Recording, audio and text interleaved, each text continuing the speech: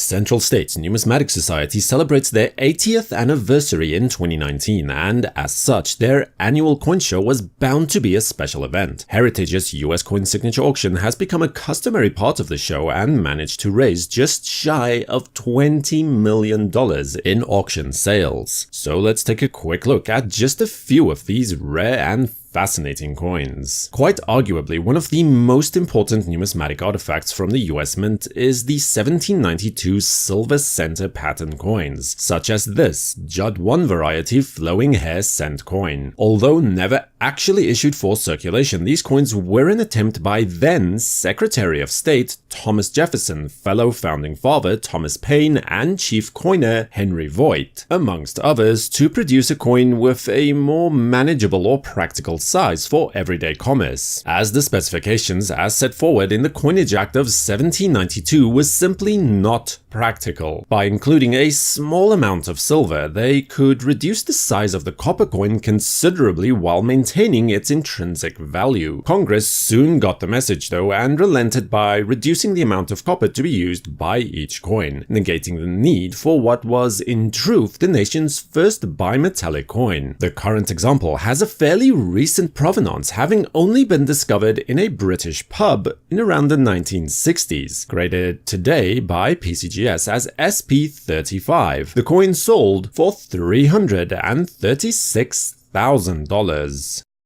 Another of the 1792 patterns was the Disme coin, which would later be anglicized, or should that perhaps be Americanized, to dime, a term which remains in common use to this very day. The importance of this coin resides in the fact that it solidifies the shift away from the older imperial system of pennies, shillings, and pounds to the newer decimal system of dollars and cents. The coin was struck in three main variants: the Judd 9 example, struck in silver, of which there are only 3 examples known; the Judd 11 types, which is a copper coin with a plain edge; and then this Judd 10 variety, struck in copper with a reeded edge, of which only 19 examples can be confirmed. Authenticated by PCGS at a grade of SP25, the coin managed to sell for $186,000.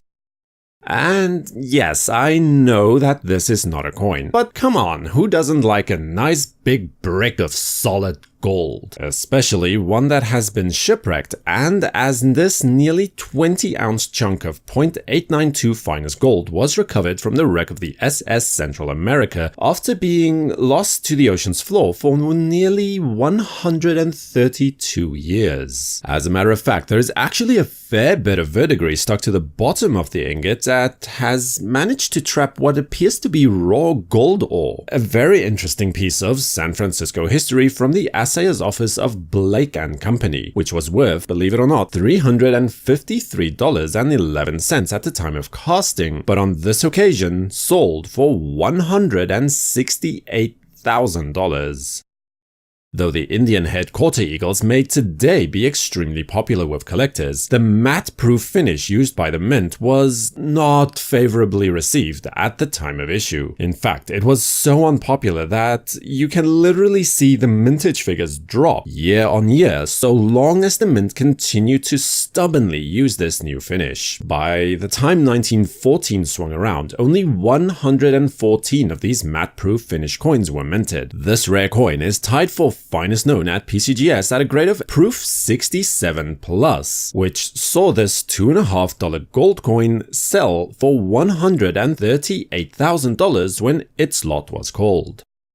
And then an extremely rare 1964 Kennedy half from the elusive SMS issue for that year. Officially, the mint does not recognize that any special mint set finished coins were struck in 1964, and a number of modern theories postulate that the coins were actually struck in 1965 as a test piece for the upcoming 1965 SMS sets. The fact that a number of these coins known today seem to have been obtained from the estate of former mint director Ava Adams seems to also support this theory to some extent. At any rate, only about a dozen or so of these 1964 SMS Kennedy half dollars are known today, all of which led to the new record high price of $108,000 $100,000 for this peculiar rarity.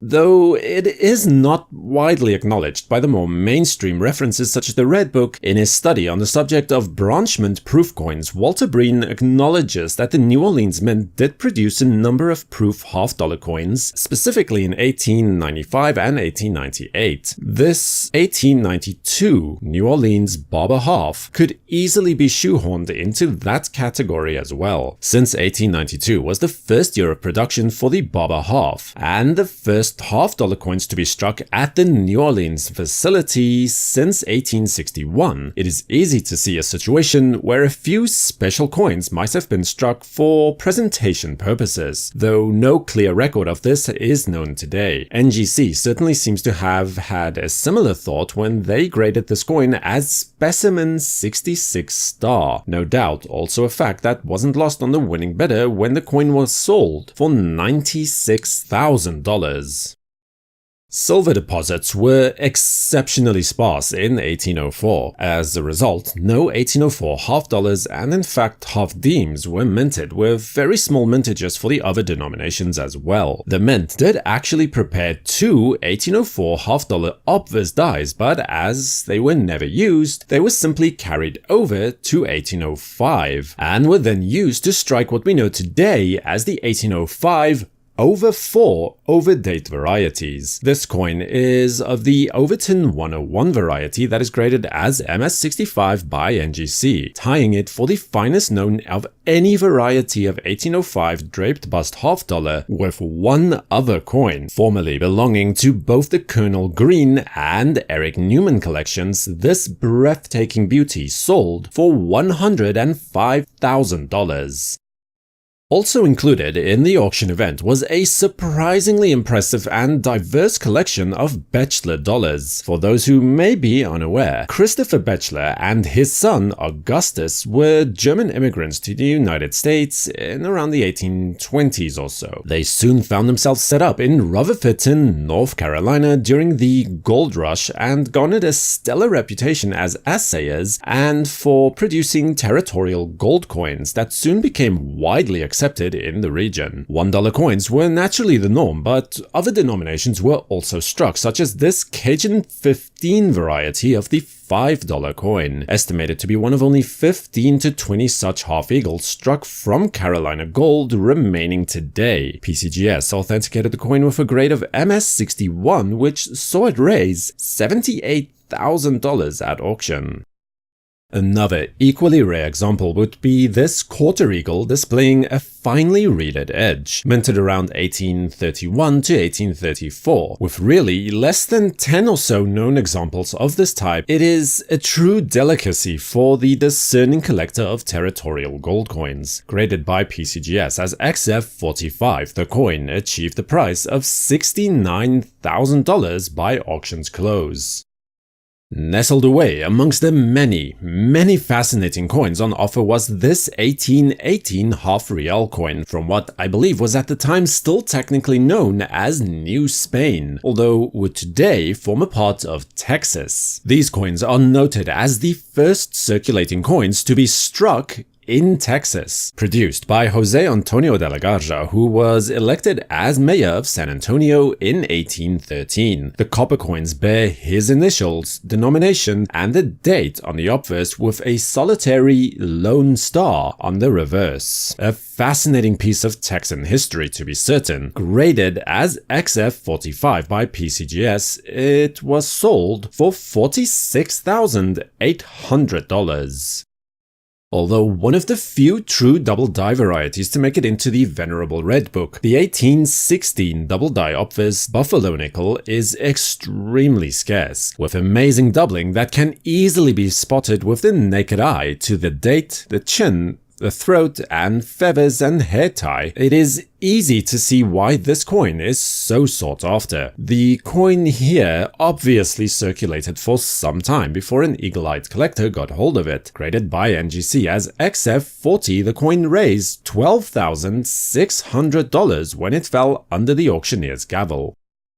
And then something special, a coin that just isn't supposed to exist. A 1982 D small date transitional era coin struck from a bronze planchet, only the second coin of its type to have been discovered in over 35 years. This coin was supposed to be minted exclusively from the newer zinc composition that the mint was switching over to at that time. This coin is in the same category as the 1943 copper pennies, which were all struck from the wrong type of planchet for that issue, graded as AU 58 brown, similar to the discovery coin of this type. It managed to raise $10,800 on its turn. Were there any coins on this list that you were perhaps unaware of? And let me know which ones you thought was most interesting in the comment section below. Subscribe to WNN and activate notifications with the bell icon so you don't miss any future videos. For the World Numismatic News, I am Numisman saying thank you for watching, keep collecting, and have a great day.